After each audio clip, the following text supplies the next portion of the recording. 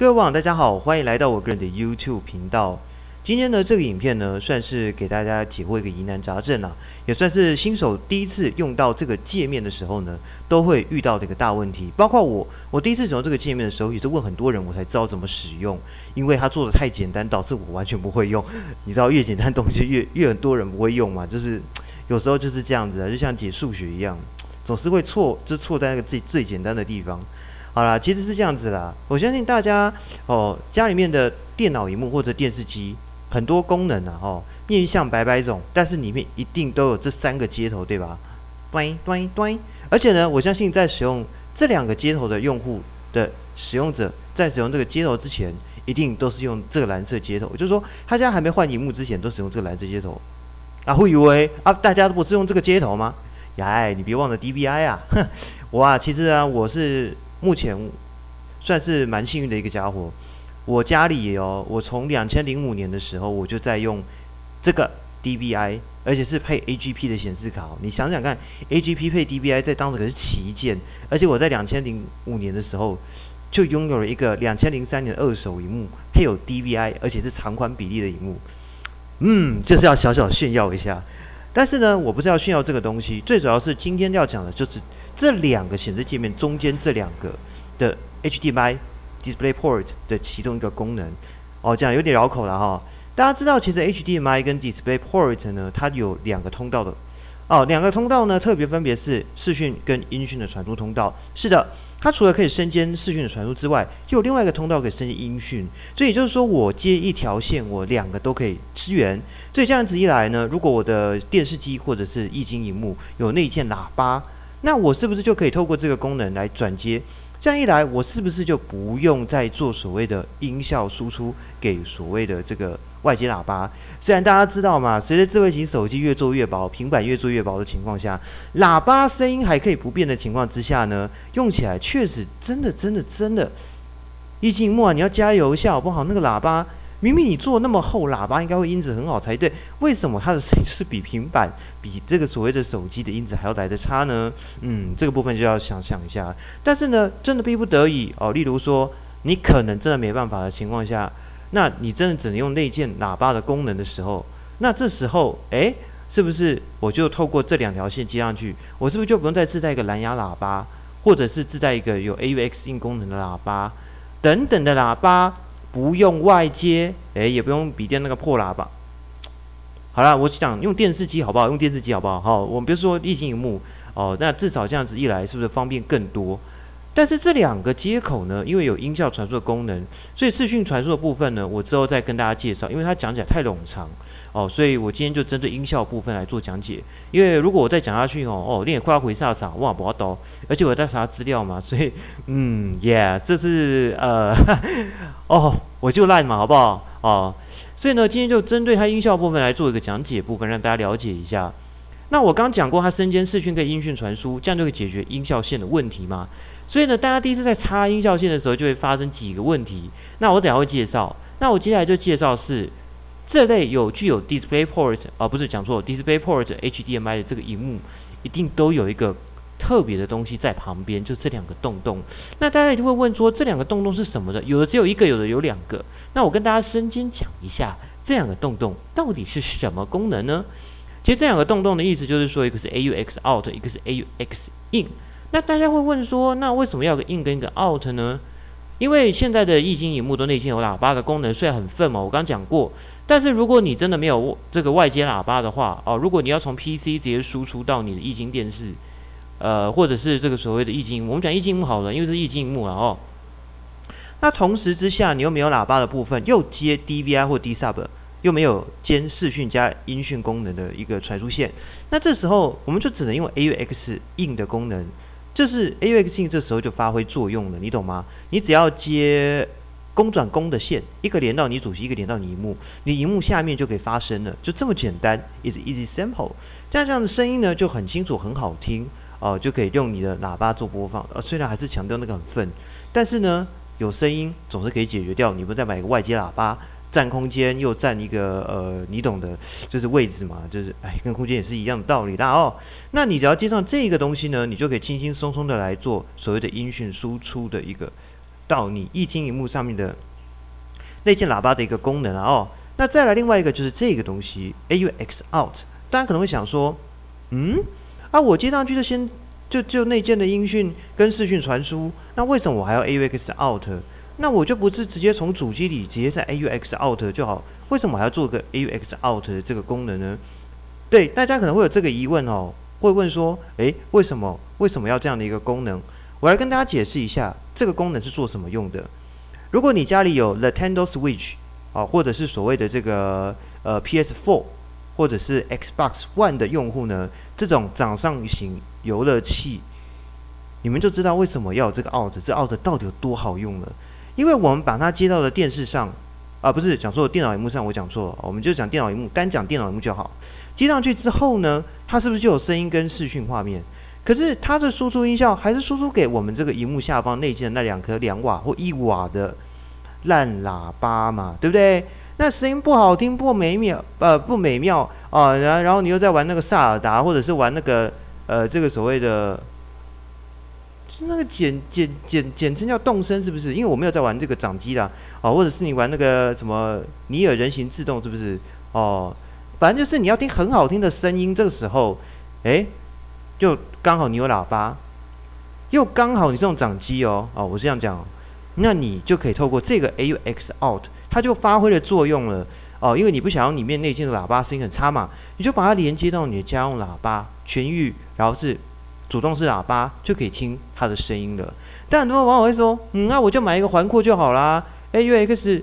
这个功能又很烂。我们直接透过环扩来做这个所谓的 DTS 或者是独臂的解码更好啊！我就直接插上去，环扩再输出到你的喇叭，不就更棒？可是如果有些人像我的话，用的是比较早期的扩大机，马安氏252B 这种没有 HDMI 音效输出孔的一个功能，以及输入孔的一个功能的扩大机，那这时候当然我如果是用我的电脑，我当然可以切换，没错啦但是我如果是用电视游乐器来连接，那这时候没声音怎么办？所以 AUX Out 重不重要？其实很重要你们不要以为它不重要。还有嘛，就是我没钱嘛，我就烂嘛，没办法，所以我只能透过这个方式来直接转到我的喇叭上。那就是这种比较平价，然后又好用的 USB 喇叭啊，或者那些等等的东西，就是它的电是要给 USB 或是家用电源这种的全域，然后是这种主动式喇叭所以呢，这样一来呢，声音就好很多。所以说，这声音还是很小声但是至少这声音听起来好多的，对吧？比起萤幕里面那个粪喇叭来说，这功能是不是很好用啊？它声键角色比 AUX In 还要来得更高、更好用。这一来呢，我就可以来把这个 AUX Out 直接连接到我的家用喇叭上面，这样可以解决掉声音不洪亮、不响亮的一个问题。大概就是这个样子。所以呢，其实基本上来说，这样一来，你就可以了解说，原来そうなんだ，原来是这样子啊，我懂了。这样大家就应该对这2个孔跟这个 HDMI 以及 DP 的音效传输有一些稍初认识。那接下来呢，我们转跳到画面1，我们接下来跟大家讲解一个东西，就是所谓的音效的部分。是的，因为很多人呢第一次在使用这个接口的时候，会遇到个大问题，就是怎么接上去没声音，只有喇叭在播放。例如像我用笔电接我的液晶萤幕或者电视机的时候，那拢无声敢若笔电在发声音，电视机的声音就大声比笔电更大声，为什么敢若我笔电在发声，电视机怎么会没有声音？其实呢，这个不用担心，这个问题呢其实很好解决。除了如果你作为系统是 Windows XP 的话，要关 HDMI 的驱动之外，或是 DP 的驱动之外呢，我不知道 DP 这个 Windows XP 能不能支援，但是 HDMI 是可以的那再来，如果你是 Windows Vista 以后的作为系统，它内载了嘛，那基本上你只要做一个设定就可以了，就是这样子做。当然 XP 也是这样的设定，就是我讲个快速的简单的一个教学方式，就是开始列这边这边不是有个声音调整大小声的地方吗？这时候我们点选右键的时候，我们点选音效，这时候这边是不是有一个播放？看到没？这个播放的部分接下来呢，转跳一下场景视窗截取的部分我改一下，给大家放大画面看一下。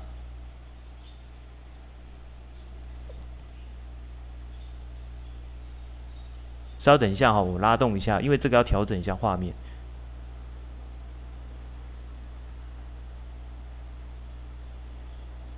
好，给大家看一下哈。好，当我滑鼠移到这边来的时候，因为它看不到游标，那我就跟大家稍微讲解一下我滑鼠大概指的地方，就是说，我们一般看不到游标是吗？好，没关系，我跟大家稍微讲解一下，我们一般预设的地方呢，其实是在喇叭这个部分。High Definition Audio， 你可以看到下面有个绿色打勾的部分，绿色打勾的部分在这个地方呢，就是我们喇叭，它其实预设都是勾在这里的部分哦。那耳机的部分是前面板，那因为我没有啦，所以它是反黑的，就代表它没有前面板，因为我没有前面板，没有办法插。那耳机的部分的话，就是看个人。那这种就是喇叭这个部分呢，就是我们一般预设的装置，就预设在这边。但是如果你没有插你的喇叭的时候，预设装置可能就是这个就是 SPDIF。但是呢，如果你是笔电的话，预设都是用喇叭啦，一定的啊，会以为当然是嘛，毕竟我们呢就是用这个喇叭来出声音嘛，不然呢，对不对 ？Who care？ 那重点是说，我现在接上去了之后，可能你的设定还是回在喇叭这个设定嘛，所以这个时候，我们就点选这个，滑鼠突然出来了，不错不错，终于出现滑鼠啦啊，好 ，OK， 我应该讲游标了哈。这是什么呢？就是看你的厂商。如果你是 Intel， 它这边写 Intel； 那如果是 NVIDIA， 就写 NVIDIA； 那如果是 AMD 的话，就是 AMD。那看你是哪一个，后面写的就是你的。如果是写 HDMI， 就 HDMI；DP 就是 DP。这边有个 Output， 这个东西呢，就是它的音效输出的部分。透过你 HDMI 这个接口，就是我刚刚讲到的这个哈。来，再给大家看一次。这个东西我快不？因为我现在换一个2K 的显示器啊，所以你们看画面会有点小，不好意思哦。就是这个东西快不，就是这个东西。所以呢，没错，就是这个东西。所以意思就是说呢，意味着就是说，我现在呢，我因为还是使用喇叭嘛，对不对？它预设就是打这个绿勾嘛，所以当然声音是从喇叭发生出来啊。但是我们为什么不要把它直接点选它，按设预定值就好？设预定值之后，它现在呢就是打绿勾在这个荧幕上面，那就代表说我就已经切换成，我们就可以透过我们液晶荧幕不管是这个我们的电脑的这个荧幕，或者是我们的电视机，就可以透过它来播放声音了。所以你如果第一次使用的时候呢，你们去看一下这勾是不是打在喇叭的部分比如说你想要输出做简报，那想用电视机的声音，那这时候我们就到我刚刚讲过嘛，就是在这里我们点选开始列这个地方，点选喇叭这个图示，这边有个音效部分，然后转跳来之后，它第一个会跑到这里去了。但你就按播放这边看一下是不是哪个东西被打绿勾了。那如果你是要输出给喇叭，那当然你当然是在喇叭这边按设预定值，不用讲这一定的。但是如果你是要输出给所谓的 HDMI 或 DP 的部分呢，当然你就是在这边点一下，一样设预定值就可以。那这边有个杠可以显示你的音效从那边输出，如果亮绿灯一直在那边跳来跳去，代表成功了，成功了。就大概是这个样子这样大家应该就了解了吧？不好意思，我应该输入到这边，再重设一次给大家看。我们设为喇叭的预设是这个嘛，就是它打绿勾是在喇叭的部分。那当我呢，如果要改成用电视喇叭播放的话，我们就是同样的，就是点选这里AMD DP Output 这个，看你的厂商例如像 Intel 或者是 NVIDIA 或者是 DP 或者是 HDMI 等等的 Output， 点下去按设预定值就可以了。然后设预定值之后呢，这边如果你在播歌曲的时候，本来是这边会亮嘛，这边就跟着亮。那这边跟着亮之后呢，应该说它会停止，会在这边亮，就是说它停止，因为你毕竟设定到这个你的 DP 的输出输出的音讯，就是说从 DP 输出音讯这样子，这边就开始跳，这边就会停止。那这边有在跳，就代表你的喇叭就是一定有声音的部分。那如果真的你这边有跳，那喇叭还是没声音的话，那就是喇叭坏掉啊，这有什么难的？再来就音效晶片坏掉嘛，就是这样子，你去找问题就找得到了嘛。那接下来呢，点选它按设预定值之后呢，这样子以后我的喇叭就有声音，就大概是这个概念。我等一下也会录影片给大家看我切换的部分那再来另外一个东西呢，就是很多网友会提到一个重点，就是听说 DP HDMI 好像支援一个功能。这功能非常之为好用，什么功能呢？就是说，他听说好像可以支持高解码的功能，就是高清解码的功能。你讲对了重点，就是我等一下要介绍的东西来给大家看一下。来这边再开一个内容视窗给大家看一下。那我点下去，你当然看不到了我们再新增一个视窗给大家看，视窗截取。好，我们视窗截取的部分呢，我们就看一下这里内容好。在这边一样我们把它拉大不好意思，因为这个有点小画面，大家就将就一下好不好？因为没办法，真的太小了，我就试一下，好，差不多这样。好，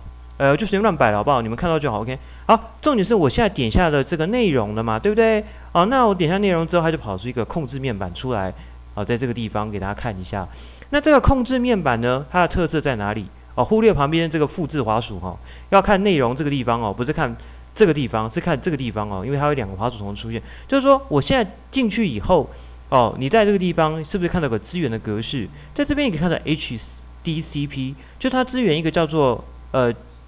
一个好像类似叫数位内容版权的解码，就是说你一定要有版权，它才会支援声音播放，如果没有。盗版的它就不会给你声音播放了哈，它那有写支援，当然是 OK。那声道数的目前上限数是2声道，除非你去解析，透过这个所谓的你的环扩，当然要变4声道或8声道，where you want。重点是这边有个位元深度，16、20、24，就看你爽就好哦。你要调什么样的一个位元深度啊，什么等等的，这些东西随在你在你给哦。当然位元数越大越好，声音越棒。但喇叭不见得支援啊，如果支援可能声音会变得有点尖，要注意一下。那取样率就是这边也是一个重点啊，就是说看你的取样率，当然越高越好嘛，对不对？哦，但是呢，48、41其实就够了，因为CDR 就差不多这样的 BP 就已经很够了哦，这样的 KHZ 也已经足够了。好啦，最主要的下面这个才是我要讲到的一个重点中的重点，这2个都是重点，对不对？但是这个也算是其中一个重点，就是说编码格式是的。因为现在 HDMI 其实它有内建解码晶片的功能，也就是说，如果你的液晶萤幕有内建解码晶片，我们要讲重扩哦，重扩当然一定有。如果你的液晶萤幕有内建解码晶片的话，我可以直接透过我液晶萤幕里面的解码晶片来解码，然后呢，再透过我刚刚讲到的这个东西，就是我们在讲的 AUX out。就可以来解码哦，这很特别，怎么讲呢？来，我跟大家讲一下哈。来，我们到这个地方来，然后呢，不好意思哦，借我切换一下视窗，因为我这个是双萤幕的画面。好，我们看到这里哈，这边是不是有个解码格式？对，没错。如果你的液晶萤幕里面有内建 DTS 或者是 Dolby Vision 的一个解码，有 Dolby 或 DTS 的话，它就有独立的晶片哦。那这时候你插上去之后，下面就会显示一个解码晶片的图样。那这个时候呢，我们就直接透过我们的这个 AUX out， 就可以透过我们的这个萤幕做解码到你的喇叭上。那这样你听起来的声音质感当然是更好咯哦。可是由于是因为呢，我要讲的重点就是说，因为呢，我的萤幕讲真的是很可惜啦哦。它虽然是华硕最顶级的 Pro Air 27寸可以支援 2K 的旗舰级显示器，但是它好像还是没有这个功能啊，因为我买的是比较低阶的型号，所以呢，这个格式就没有啦。那如果像比较新型的有支援这个所谓 Dolby Vision， 下面这个 Dolby， 那这时候呢，我们就可以透过，稍等我一下我一直切换场景，抱歉了就是透过我们这个编码格式，如果有的话，直接透过这个 AUX out 的输出到你的喇叭上面就可以了，就大概是这样子的概念。所以呢，基本上呢，你就可以透过这个编码格式来输出，这个很方便。那当然，很多网友说就转了3.5mm，那这个声音就变差啦嘛，不能这样说嘛。甚至有一些的这个所谓的萤幕上面的接口上还有个 SPDIF。因为我们可以透过它这个光纤输出到你具有光纤功能的扩大机，也是 OK 的，这是没有问题的哦。那这样传输的声音不仅更干净之外呢，也不会有杂讯之外呢，再来就是有支援解码我当然相对你的萤幕里有内建解码晶片才可以啦，如果没有的话呢，就不好意思，就没办法。但是有的话呢，你当然就是可以直接使用这个部分呢，就要跟大家稍微讲一下。那再来在这个所谓的看一下。稍等我一下抱歉各位。应该是要连场景2。好，我们看到场景2的部分呢，我们看一下就是说，看一下，好，这边已经讲过了嘛，接下来就是这个等级的话，就是它的声音的等级，这不管它，重点是这边有一些音场音效的部分你可以去看它怎么设定。空间啦，还有什么这个叫做平衡 EQ 应该是吧？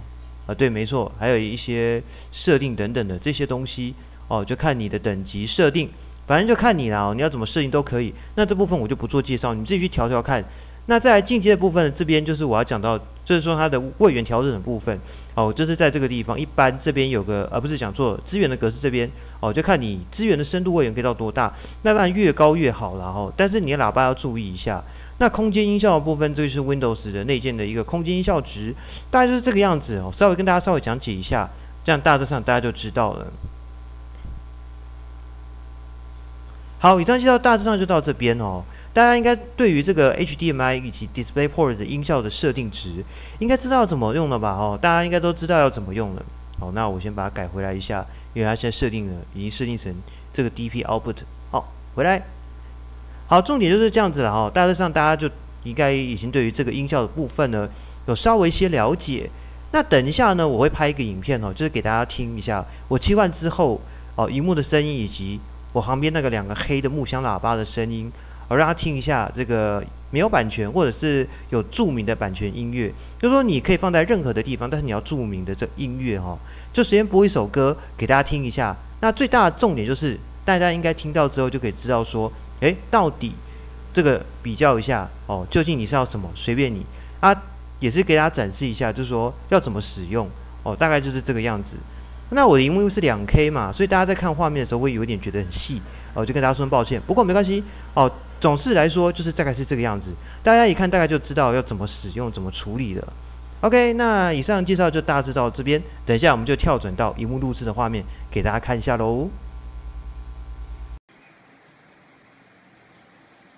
好，那荧幕有点晃动哦，跟大家讲一下，我接下来呢用这一首NCS 的曲目，然后我把它播放，透过2种方式，一个方式呢是我旁边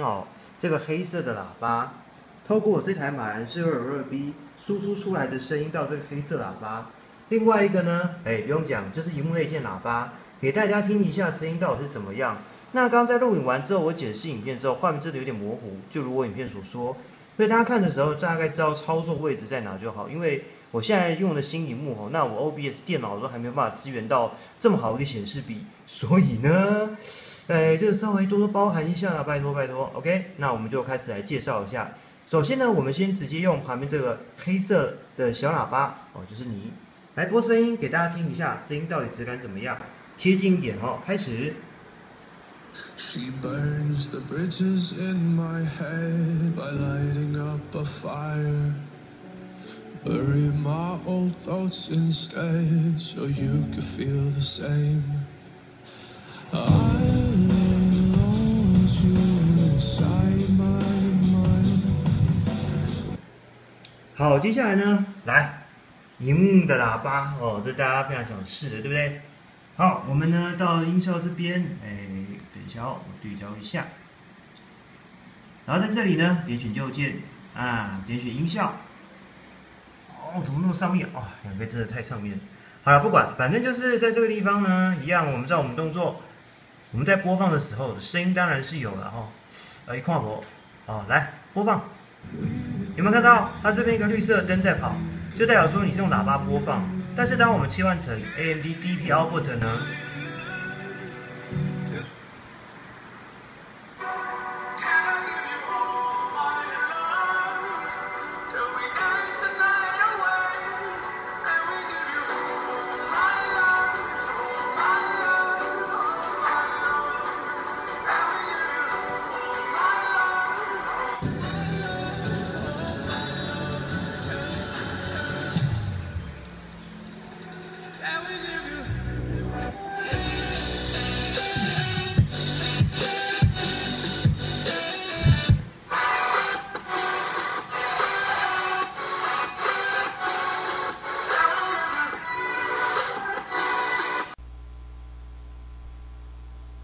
好，以上就是我用这一首歌来做这个测试播放。那我测试的就是说我测试了我的荧幕里面的喇叭，以及我接综合式扩大机。当然，大家一定会说，会以为综合式扩大机的声音比较好啊，那个荧幕里面那个就是渣啊。对，我知道，我承认。但是呢，至少呢有这样子一个比较之后呢，以及这样的一个操作画面，你们大概就会知道说要怎么做。那因为我的荧幕真的太大了哦，我当然对焦对了很久哦，所以大家在看的时候呢，就辛苦一点吧，好不好？那我大致上就跟大家讲解到这个地方，让大家知道一下，就是大致上的操作哦，方法大致上是怎么弄，大致上怎么做的这样子一个操作方式，也让大家了解说 HDMI 跟 DisplayPort 的这两个接口的一个部分哦，大致上分别是怎么样哦，当然大家应该就对于这个声音有一些了解了。那因为我中途录影的部分呢，我可能会拉大声音，可能大家听得有点破音，但是呢，你也从中可以听到两边的差异性质，因为我的手机收音质在蛮差的啊，没关系，就是这样子跟大家稍微了解一下，带大家知道一下哦，原来我这两个喇叭，不是讲说我这两个显示输出，原来是透过这样一个简单的方式就可以来调整它声道的一个部分，就是说你不是要用你电脑里面的喇叭。就要透过电视里面喇叭，我就可以透过这个方式来做设定，就可以轻松的做完成。这样一来呢，你就不会说做的手忙脚乱，以及一些简单的一些格式介绍，跟大家稍微讲一下啦。大概就是这样子哈。那大家今天影片就大概看到这里，有点冗长，但大致上我也实际证实了一下哦，真的是不行啊，好啦，以上介绍到这边，感谢大家收看，我们下次再见喽，拜拜。